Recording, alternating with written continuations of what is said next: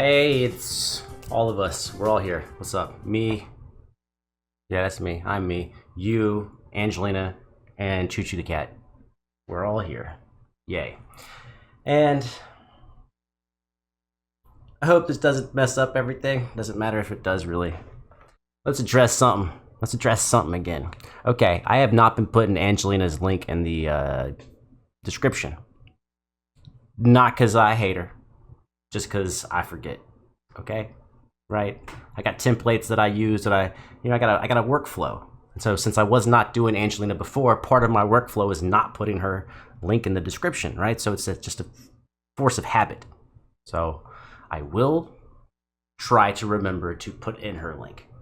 But that being said, let me drop some knowledge on you fools. This is not to brag, this is to have statistics, to have data. I have, between my channels, 75 million views, okay? And I don't know, 2,500-ish videos between all of those. And that's just on YouTube. That's just my experience on YouTube. It doesn't count other platforms. Do you notice that I never, ever tell you to click something in the description? Do you notice that?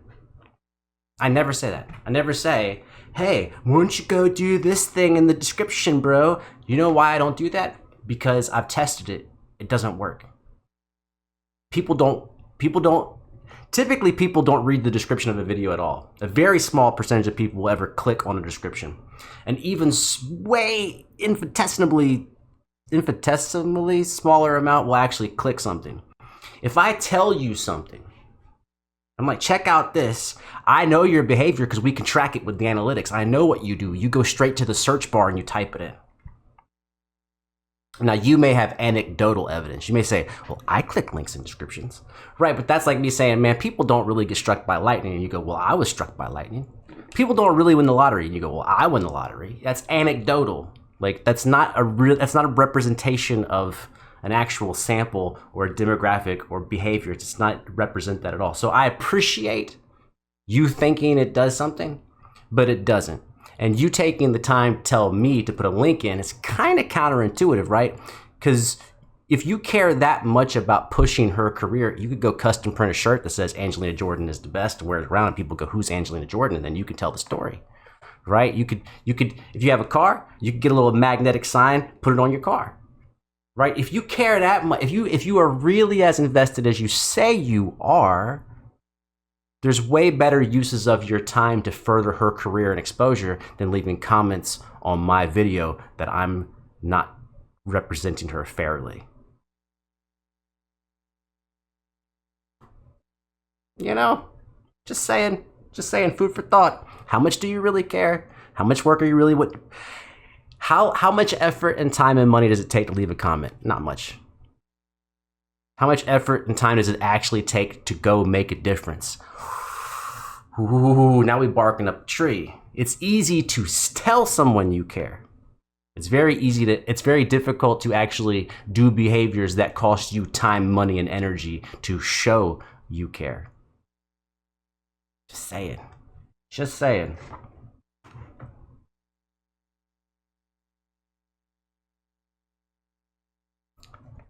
It's funny, man. It's funny. It's like saying, man, I wish you would go outside and start a fire and make smoke signals that say Angelina's name. It's like, how many people read smoke signals? They just go, there's smoke. That's a waste of effort. Anyways, the show must go on, Queen, and this show must go on, if this is even a show. I'm excited to hear some Queen, because, dude, Freddie Mercury, one of the greatest voices of all time. Hope I know this song. I don't know if I do, but there's a lot of Queen that I don't know I know. Oh, she rocking a jacket? What? Let's get it.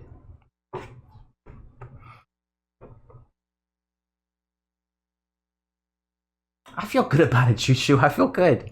I don't actually, I'm not even worried. I feel like everything I said was very data-driven and very fair. Let's go.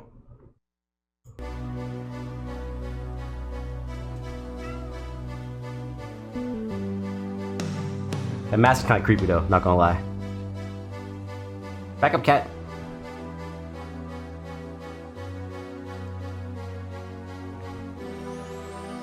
There's Angelina. Empty spaces, what are we living for? Abandoned places, I guess we know the score. On and on, does anybody know what we are looking for? Another hero. I don't know this song. It does very much remind me of like some ballady Broadway stuff. My Broadway exposure is not very big. It's definitely like a Broadway type of tune. Oh, also thank you for the people that left the comment about why the mic is to the side with the filter. People thought she wasn't really singing. Thank you for that information. That did help. In the curtain, in the pantomime, hold the line. Does anybody want to take it anymore? The show must go on, yeah. The show must go on, yeah. Inside my heart is breaking, my makeup may be flaking, but my smile still stays on. Bro, I gotta be honest, I have two very honest things to tell you. Number one is, again, it's way hotter in the room than I thought it would be, and my lip is sweating. That's why I keep doing this, man. Because I'm sweating, bro. I wish it wasn't hot, but it takes lights. Second, honesty. This, you know, we got a wild way to go in this song. This song is kind of boring to me. Her singing's great. It's always great. But the song is...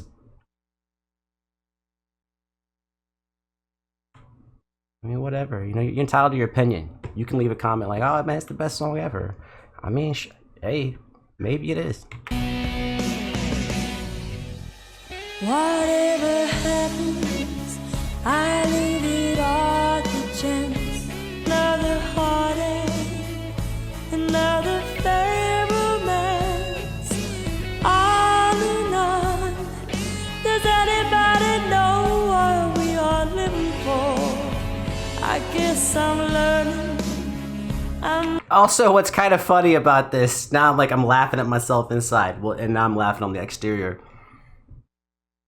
It's probably the most aggressive, aggressive, like as far as who she covers. I mean, Queen's got huge rock anthems, right? So it's one of the biggest, most flamboyant bands, and the backing track actually has the best guitar and bass out of any backing track she's had so far.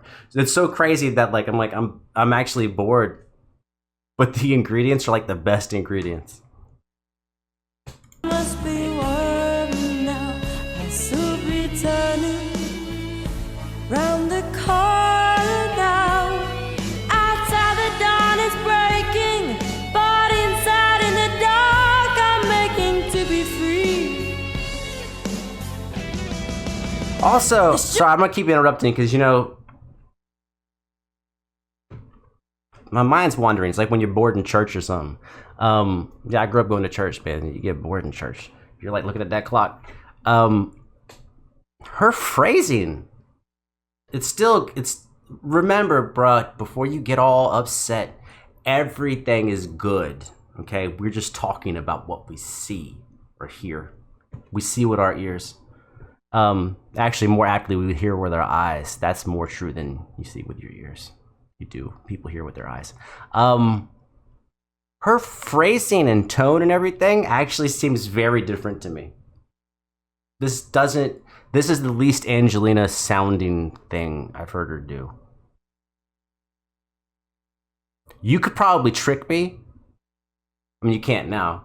I'm not on these because I've seen them. But you could take this against some of the other more uniquely identified songs. Well, idiosyncratic. And you could tell me that these are two different artists and I would believe you. This is like, I don't know. It doesn't even really sound like her to me. You must go on, yeah. The show must go on, yeah. Oh, sorry. You just leave. I'm just gonna interrupt the whole time.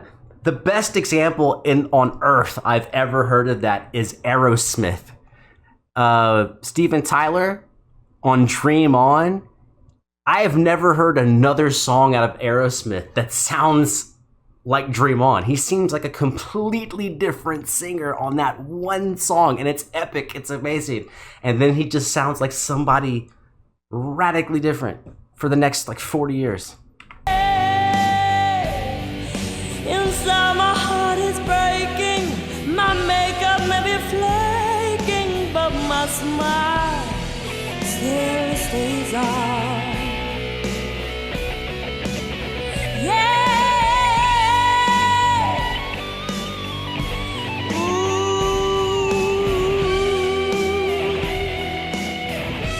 And if that's a karaoke track, they did a good job. There's a certain precision to the guitar, which makes me think it's a copycat. Makes me think it's not the original. Again, I've never heard the original, but it sounds like someone learning someone else's guitar part. My soul is painted like the wings of butterflies. Fairy tales of yesterday will grow but never die. I can fly, my friends. The show must go on. Yeah, the show must go on. Ooh. I face it with a grin. I'm never giving in. I'm with the show.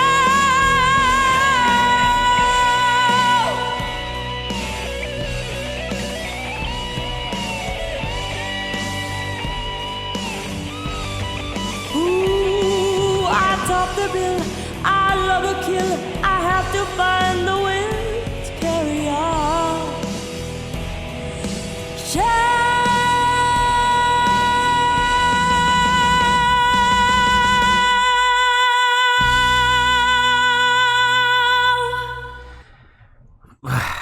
Well, this is going to I'm curious. What a way to start a video and what a way to end a video. Probably maybe not the best thing in the world. Someone said in a comment, not you. You say too much as well. You're like me. Someone said in the comment, hey, why don't you talk about how Angelina makes you feel? That's a good comment. I respect that. That's good. I should actually talk about that. This is maybe the worst time to talk about that because I think it was pretty clear in the Whitney Houston video that I felt a type of way, but I didn't give it words, and that's true. If I'm going to talk so much, I might as well say how a song makes me feel, at least occasionally. However, on this song, I feel nothing at all. And I keep pointing back to music school and performances because this is just a different life. And hopefully it can give you some insight on how things are. When you are at a school where this is everyone's job, this is what they're, especially when you're in graduate school, master's degree, doctoral work, this is people's profession, this is their career, this is where all their time and money is going to hopefully prepare them for something better. When you watch hundreds of performances, and everyone does, it's required, it gets to a place where everyone is super talented. I mean, when I say everyone, the worst person in the room is very, very, very, very good.